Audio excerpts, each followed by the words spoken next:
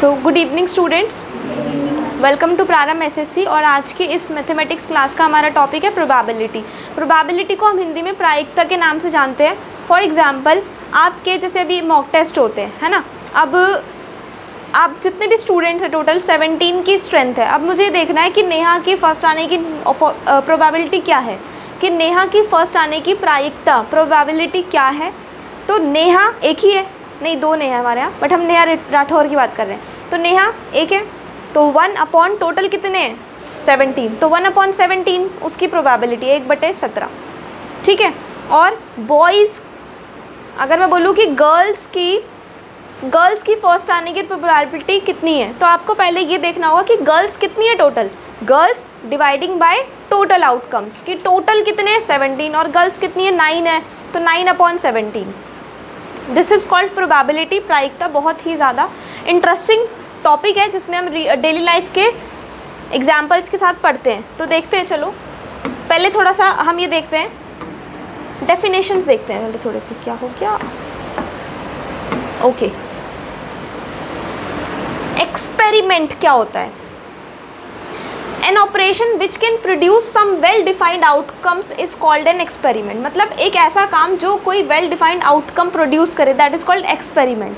जैसे अभी हम डाइस का पढ़ रहे थे, हमने कॉइन का देखा, this is called experiment. Random experiment क्या होता है? An experiment in which all possible outcomes are known and the exact output cannot be predicted in advance is called random experiment. क्या समझ में आया इससे?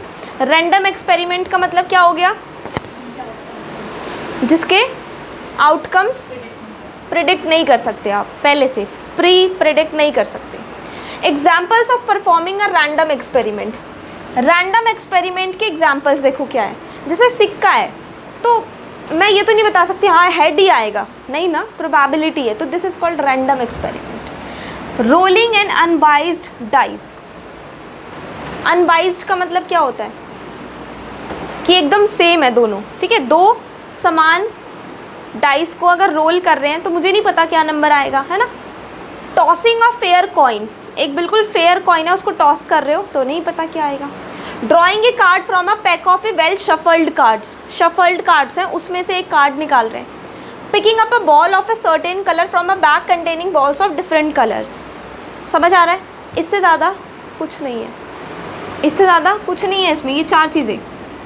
डिटेल्स थोड़ा देख लेते हैं। When we throw a coin, जब हम एक कॉइन को थ्रो करते हैं, then either a head or a tail appears, तो या तो हेड आता है या फिर टेल आता है। बता दिया मैंने आपको, एक्सप्लेन कर दिया। A dice is a solid cube having 6 faces. Dice क्या होता है? क्यूब होता है, कितने फेस होते हैं? 6 फेसेस होते हैं। Marked 1 2 3 4 5 6 respectively. When we throw a die, the outcome is the number that appears on its upper face. Outcome क्या है? वो नंबर जो उसके अपर फेस पे आ रहा है। Pack of cards has 52 cards, it has 13 cards of each suit, namely spades, clubs, hearts and diamonds. ये याद होना चाहिए, spade, club, heart and diamond.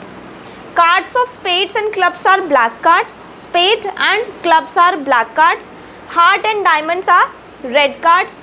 There are 4 honours of each suit. 4 honour होते हैं हर एक सूट, मतलब हर एक पार्ट के। एसेस, किंग्स, क्वींस और जैक्स। एस, किंग, क्वीन और जैक्स।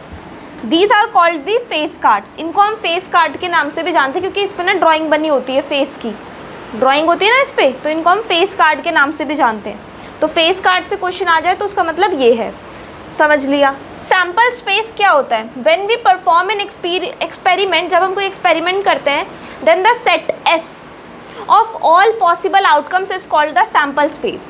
तो जितने भी पॉसिबल आउटकम्स हैं उसको हम सैम्पल स्पेस बोलते हैं। जैसे अभी हम ये लिख रहे थे ना हेड टेल, तो इसको हम एस यानी सैम्पल स्पेस बोलेंगे कि ये हमारा सैम्पल स्पेस है, टोटल इतने आउटकम्स हो रहे हैं, ठीक है। If two coins are toss, then sample space क्या बन जाएगा? Head head, head tail, tail head, head tail tail. और अगर आप डाई रोल कर रहे हो तो सैम्पल स्पेस क्या होगा? 1 2 3 4 5 6, कि टोटल आउटकम्स कितने बन सकते हैं।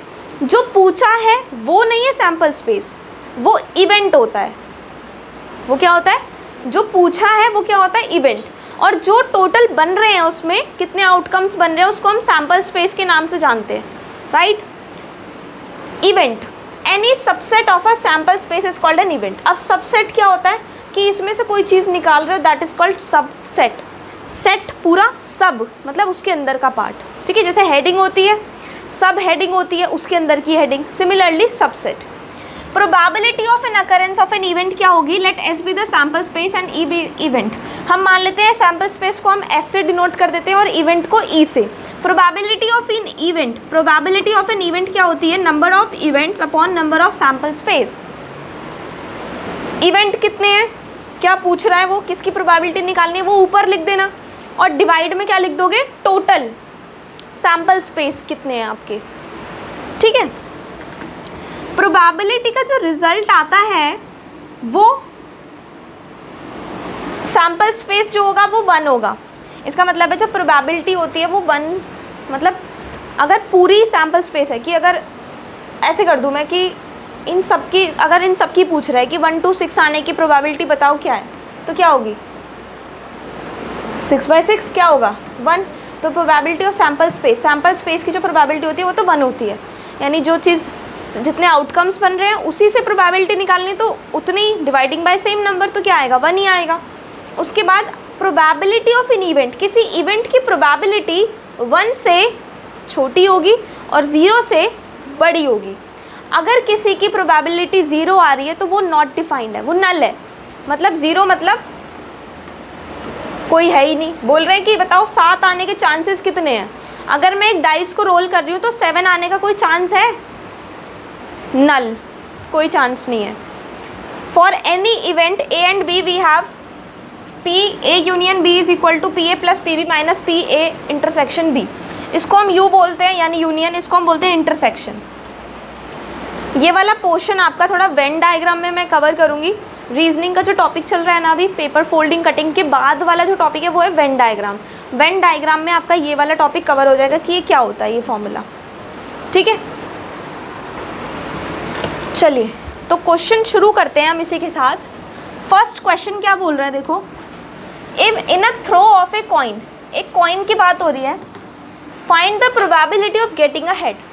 एक कॉइन मैंने थ्रो किया तो बताओ हेड आने की प्रोबेबिलिटी क्या है। फॉर्मूला क्या होता है, probability of an event is equal to P S upon P E upon P S. Probability of an event upon probability sample space. Sample space कितने होंगे इसमें 2, और हेड आने के चांसेस कितने हैं 1/2 इज द आंसर, ठीक है। पॉइंट में भी लिख सकते हो 0.5, डिपेंड करता है कि ऑप्शन में कैसे पूछा है। सिंपल, जैसे कल मैं आपके साथ डिस्कस कर रही थी ना क्वेश्चन, तो सिंपल क्वेश्चन भी दे देता है एसएससी, ऐसा नहीं है कि सारे डिफिकल्टी देता है, वो सिंपल क्वेश्चन भी देता है।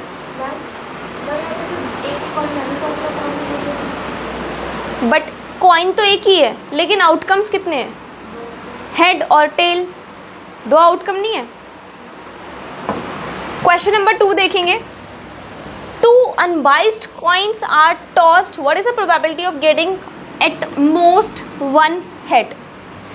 2 वर्ड है, ध्यान रखना, 2 वर्ड है। कौन कौन से 2 वर्ड है, एक है at most और एक क्या है at most और at least में डिफरेंस कौन बताएगा। What is the difference between at most and at least?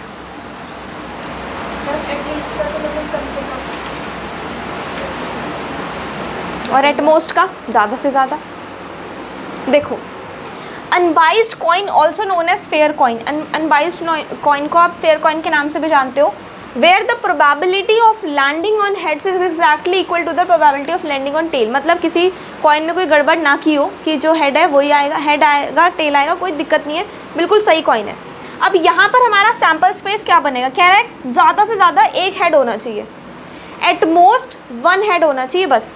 तो 2 हेड तो नहीं बोला ना उसने, तो ज़्यादा से ज़्यादा 1 हेड इसमें है और इसमें है, ज़्यादा से ज़्यादा 1 हो जाए, उससे कम हो सकता है बट ज़्यादा ना हो, ज़्यादा से ज़्यादा 1 हेड। तो डबल एच वाला आप नहीं लोगे क्योंकि उसमें 2 हो जा रहे हैं, वो तो गलत हो गया, वो नहीं मांग रहा है, ये बोल रहा है कि उसकी प्रोबेबिलिटी बताओ, ज़्यादा से ज़्यादा 1 हेड आना चाहिए, बाकी उससे ज़्यादा ना आए। तो ज़्यादा से ज़्यादा वाले मेरे पास 2 टेल है, जिसमें एक भी हेड नहीं है।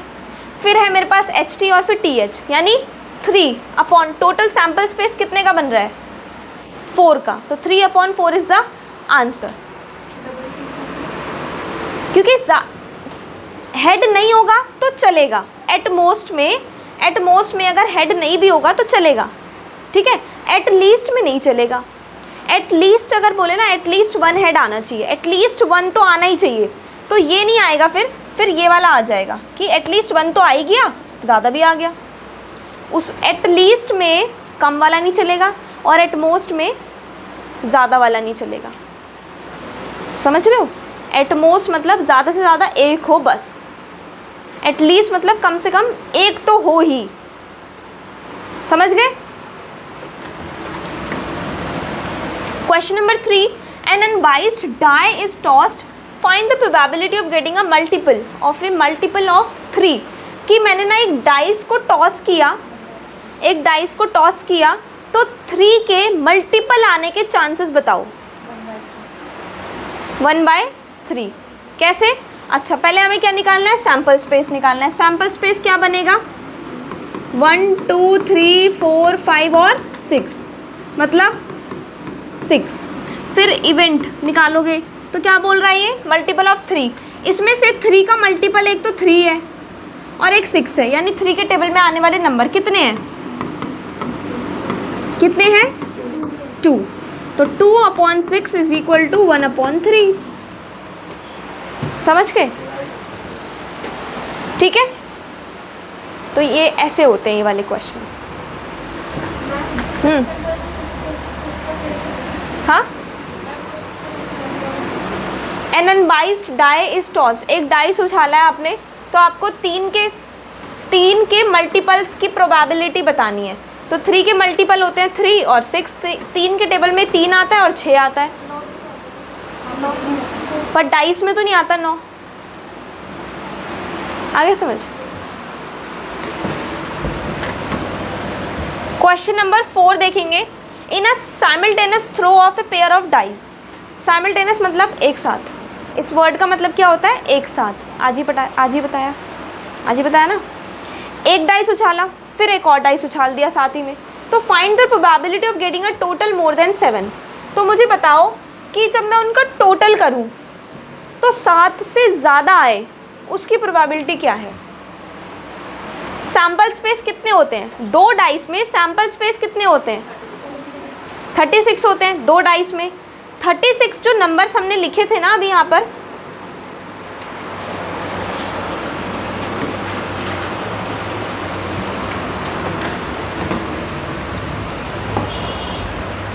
ये वाले, तो ये कह रहा है,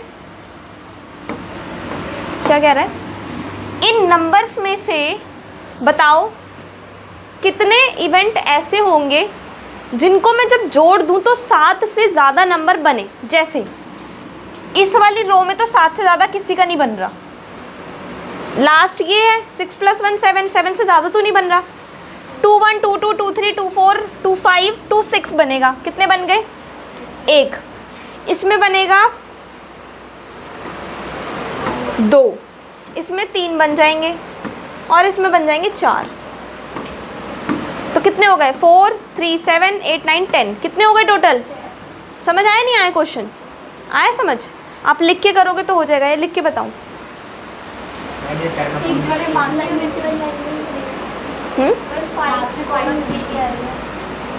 क्या आएगा, 5,3, हाँ 1 2 3, हाँ इधर 5 आएंगे।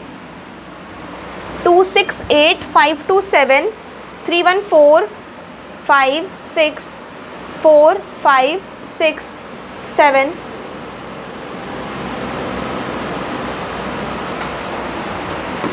3 2 5 6 7 8, ये भी बन रहा है, ठीक है। 4 1 नहीं है, 4 2 6 हो गया, 4 3 नहीं है, 4 4 बनेगा, 4 3 नहीं बनेगा, 4 4 बनेगा, 4 5 4 6 बनेगा। तो 3 3 6 + 1 7, तो ये हो गए। अब 5 का देखते हैं, 5 1 नहीं है, 5 2 नहीं है, 5 3 5 4 5 6 5 3 ही हो गए, 3 5 वाले हो गए।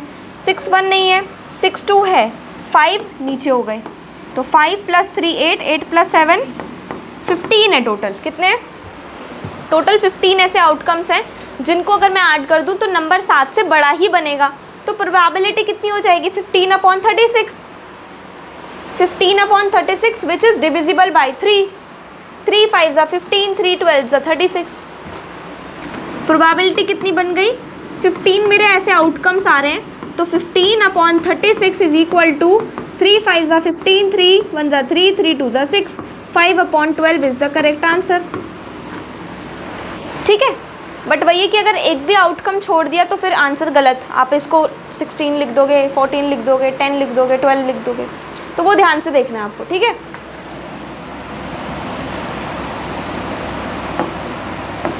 क्वेश्चन नंबर 5 देखिए। 2 dice are thrown, again 2 dice का क्वेश्चन है। What is the probability that the sum of the numbers on the 2 faces are divisible by 4 और 6? कि उसकी प्रोबेबिलिटी बताओ कि दोनों में जो 2 नंबर आ रहे हैं ना, वो दोनों नंबर 4 से डिवाइड हो या 6 से डिवाइड हो। ऐसे कितने नंबर्स हैं जो 4 और 6 दोनों से डिवाइड हो रहे हैं?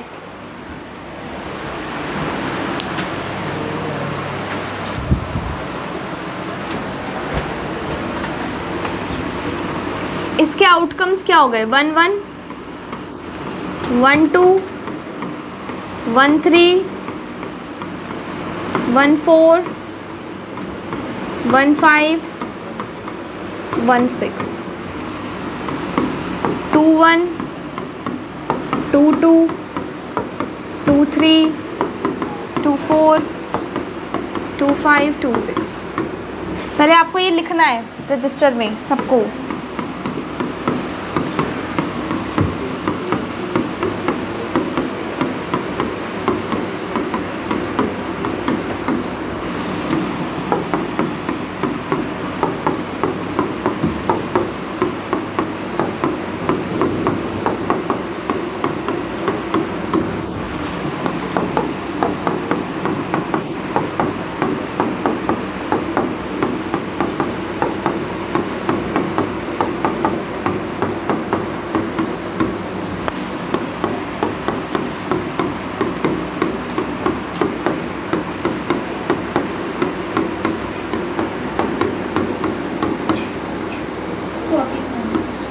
Okay wait, let me check.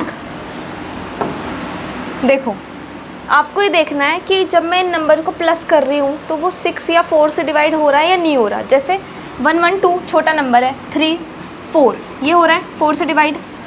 ठीक है, 1 4 5 6 6 से डिवाइड हो रहा है, ये नहीं होगा। 2 1 2 2 ये 4 से डिवाइड हो रहा है, 2 3 नहीं होगा, 2 4 हो जाएगा 6 से। 2 + 4 6, 6 इज डिविजिबल बाय 6। 2 5 नहीं होगा, 2 6 नहीं, 2 6 हो जाएगा, 4 से हो जाएगा 8। फिर 3 1 हो जाएगा, 3 2 नहीं होगा, 3 3 हो जाएगा, 3 4 नहीं होगा, 3 5 हो जाएगा, 3 6 नहीं होगा। उसके बाद 4 1 नहीं होगा, 4 2 हो जाएगा 6 से, 4 3 नहीं होगा, 4 4 हो जाएगा, 4 6 नहीं होगा, 5 1 हो जाएगा, 5 2 नहीं होगा, 5 3 हो जाएगा, 5 4 नहीं होगा, 9 10 11 6 से भी नहीं होगा, 6 1 नहीं होगा, 6 2 4 से हो जाएगा, 6 3 नहीं होगा, 6 4 10 होगा, 6 6 ये हो जाएगा। टोटल कितने हैं? 2 3 4 5 6 7 8 9 10 11 12 13 14। तो टोटल कितने आउटकम्स हैं हमारे पास? 14। यानी 14 ऐसे हैं, 14 ऐसे आउटकम्स हैं जिनको मैं प्लस कर दूं तो या तो 4 से डिवाइड हो जाएगा या 6 से हो जाएगा। और टोटल कितने होते हैं? 36। 2 से डिवाइड करोगे 7/18, तो प्रोबेबिलिटी कितनी हो गई? 7/18 इज द आंसर। ये करना है आपको, आया समझ या नहीं? आ गया? ये करना है, राइट? क्लियर? Any doubt? और नंबर भी तो आते हैं 18। चलो कोई नहीं, इसमें तो कोई डाउट नहीं है ना? ठीक है, नेक्स्ट क्वेश्चन देखते हैं। Question number 6। In a simultaneous throw of 2 coins the probability of getting at least 1 head. 2 सिक्के उछाल रहे हैं, एट लीस्ट 1 हेड होना चाहिए, उसकी प्रोबेबिलिटी बताओ। एट लीस्ट 1 हेड की प्रोबेबिलिटी।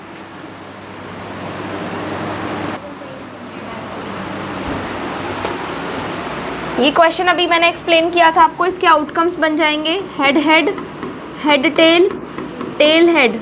तो 3 हो गए, 3/4 is the answer. Next question देखो, क्वेश्चन नंबर 7। 3 कॉइन्स की बात हो रही है। 3 unbiased coins are toss, what is the probability of getting at least 2 heads. कम से कम 2 हेड आने की प्रोबेबिलिटी बताओ। कम से कम 2 हेड तो आने ही चाहिए, ठीक है, बताओ।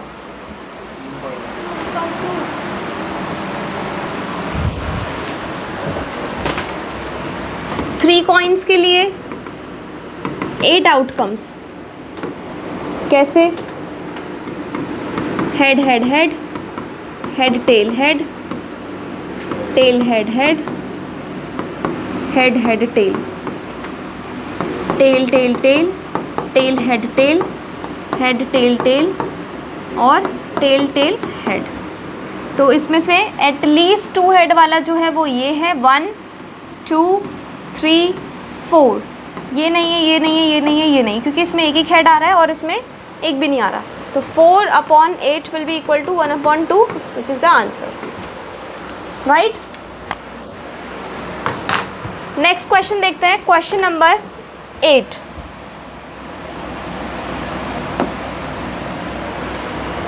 ये क्या बोल रहे हैं?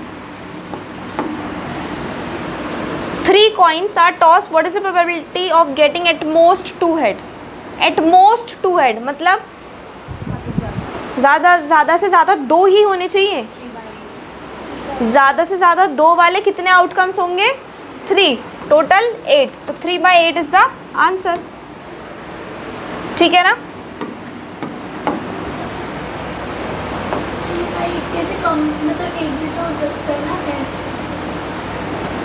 एट मोस्ट 2, हाँ एक भी हो सकता है, देख लो चलो एक बार।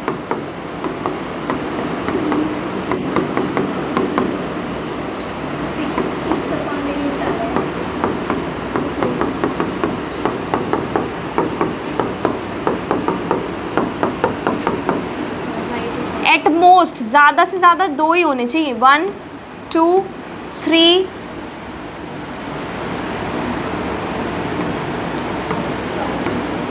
6, हाँ हो जाएगा 7/8। बस 2 से ज़्यादा ना हो हेड, बाकी कुछ भी हो, ठीक है। 7/8 क्योंकि उसमें 2 हेड से कम है, मतलब 0 हेड है उसमें, 0 1 2 तक ले सकते हो बस। 7/8, ठीक है। 9th question, single throw of die, what is the probability of getting a number greater than 4। अगर मैं एक डाइस को थ्रो कर रही हूँ तो 1 2 3 4 5 6 होता है, तो बताओ 4 से बड़े नंबर की प्रोबेबिलिटी क्या है। तो 5 और 6 है बस, है ना। कितने नंबर्स हैं? 2, टोटल कितने होते हैं? 6, यानी 1/3, simple. Question number 10, in a simultaneous throw of a dice, 2 dice, what is the probability of getting a total of 7। 2 dice को एक साथ रोल कर रहे हैं, तो बताओ अगर मैं उन दोनों को टोटल करूं तो 7 टोटल 7 आने की प्रोबेबिलिटी क्या है?